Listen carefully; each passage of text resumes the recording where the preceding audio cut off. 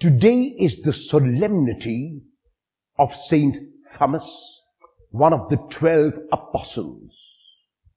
Saint Thomas has often been called Doubting Thomas. However, this is to do a disservice to Thomas and to Jesus, because in the gospel text that we will hear today, Jesus never calls Thomas doubting. He calls him unbelieving. The Greek word for unbelieving is apistos. So Jesus says to Thomas, do not be apistos, be pistos, which means do not be unbelieving, be believing. The question arises as to why did Thomas not believe? He did not believe the disciples who had told him that Jesus had appeared to them. In chapter 20, verses 19 to 23, Jesus appears to the disciples when Thomas was not present. And when Jesus appeared to the disciples, he gifted them the gift of peace. Not only did Jesus gift the peace once, but he gifted it twice. And then he breathed on the disciples and communicated to them the Holy Spirit and gave them a commission to forgive and to retain sin. For 8 days, it is likely that the disciples were with Thomas, because it is 8 days later that our text for today begins.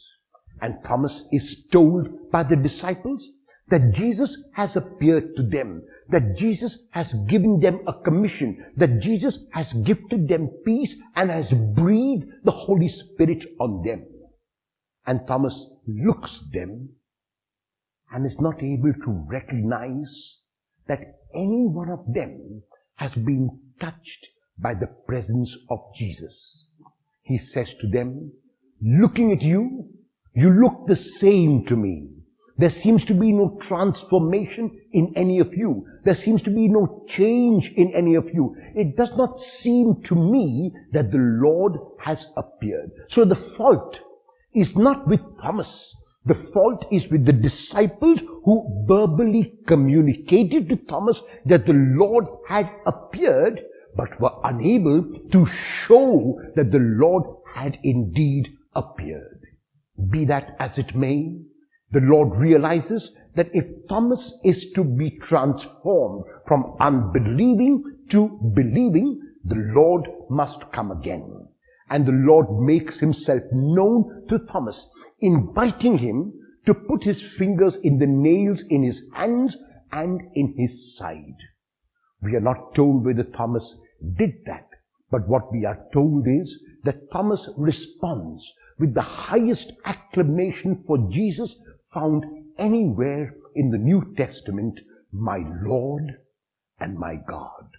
This is once again an indication that Thomas was not really doubting, he was only unbelieving. And his unbelief was because his companions were unable to convince him of the appearance of the Lord. The Lord appears to every one of us, and constantly and consistently. The Lord makes himself known to us at every single moment of our lives. The Lord breathes on us the Holy Spirit and gives us this commission and asks us to go and transform the world, to set the world on fire. The world has not yet been set on fire because we have not accepted the Spirit which the Lord communicates. We have not accepted the commission which the Lord communicates, and that is why there are so many unbelieving Thomases among our midst. I pray that on this feast of St. Thomas, each one of us will be transformed with the breath of the Spirit of Jesus and might go out into the whole world and set the world on fire, so that those unbelieving Thomases might become believing. And the Lord will say that those Thomases who did not believe have begun now to believe that Jesus is present, Jesus is alive, and Jesus is Lord and God.